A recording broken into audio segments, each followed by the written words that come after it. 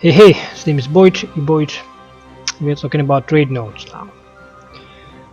Specifically about certain distinctions, which is not quite clear from the game interface itself. Well, first of all, we're talking about home trade nodes and other than home trade nodes. Well, there's always one trade node which is very special to your nation. It's your home trade node. This is where your capital is. It's marked by this nice icon. This is where your main trading port. This is where you get your free 5+5 trade power. Now in plain vanilla version, this is where your capital is, like here in Venice. So this trade node with the same name is my home node.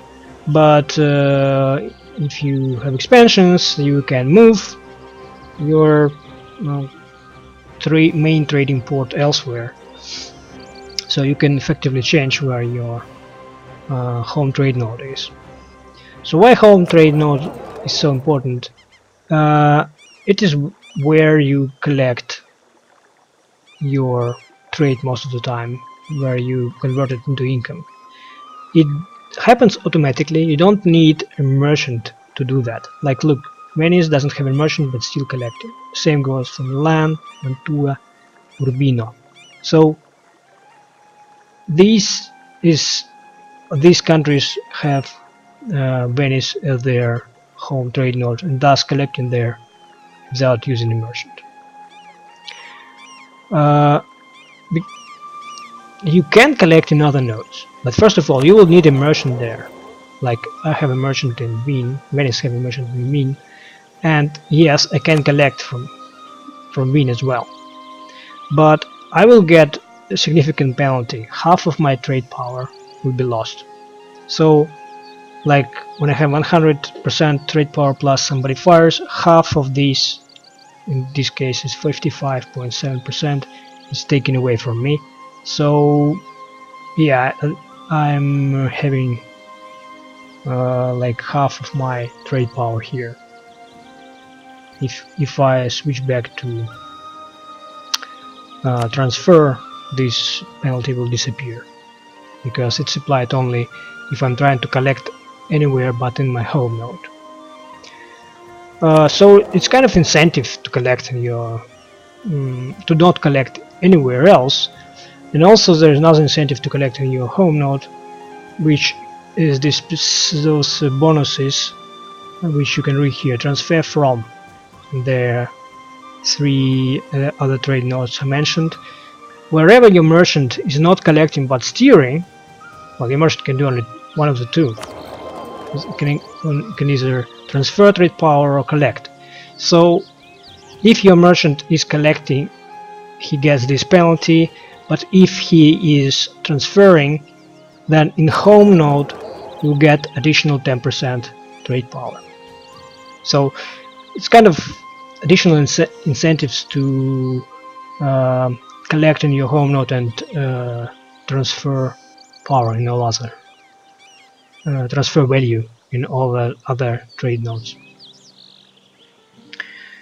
So that's it about distinction between home and other than home. But the nodes other than home also not equal. There's actually two groups which you can call domestic trade nodes and foreign nodes. And I'm saying you can call because they're not kind of called like that in game anymore. I think it used to be, but this wording changes a little bit. So what's that about? Now, if you have significant enough share of trade power in the node, specifically at least 20%, like here in Wien I have 20%, so that is considered to be a domestic node, even though technically you can even be without any provincial trade power there. So it could be somewhere far away where you have a lot of flight ships. But and you have more than 20%, then it would be a domestic trade node. If you have less than 20%, like 13%, then it's your foreign trade node. Now, why this distinction is made? Actually, it can be used in two ways. First of all, certain ideas, certain modifiers in the game exist that are applied specifically to either domestic or foreign trade. For instance, Venice, as ideas, as national traditions more like, have two modifiers: plus 10% global trade power. This is applied everywhere. And plus 10% trade power abroad. This is applied only abroad, that is, only in foreign trade nodes. I think in previous patch, like in 1.11 at least, it was like power, foreign trade power, but now it's trade power abroad. Maybe I'm wrong. So what it means is that 10% plus your trade power you will get everywhere, but plus 10% from trade power abroad you will get only in foreign trade nodes.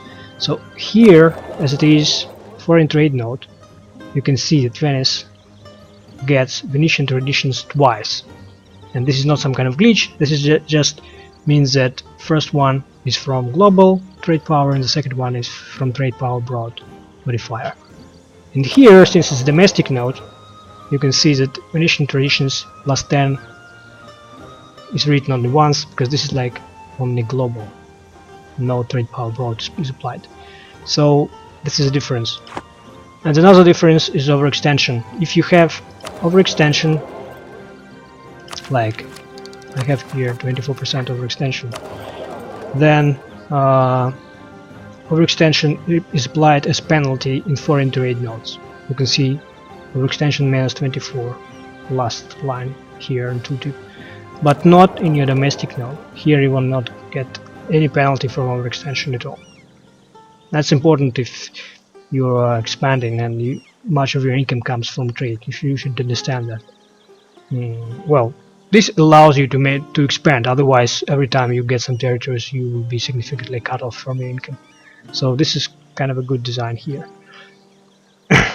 Well, actually, another thing here that I noticed, it says the aristocrats minus 10%, which is not mentioned here in win. That's also an example of a penalty specifically applied to trade power abroad. It's from Merchant Republic faction, the aristocrats. They have this minus 10% penalty for trade power abroad. It's applied here since it's foreign trade node, but not here since it's in domestic. And yes, everything that I said about domestic also applies to home. So home node is considered domestic for this in these matters. Even though in home node you may have below 20% trade power, then technically it's not domestic as far as the trade power is concerned. But since it's your home node, it's always domestic, so no penalties from overextensions here, no penalties from nasty aristocrats and stuff like that. So this is a distinction.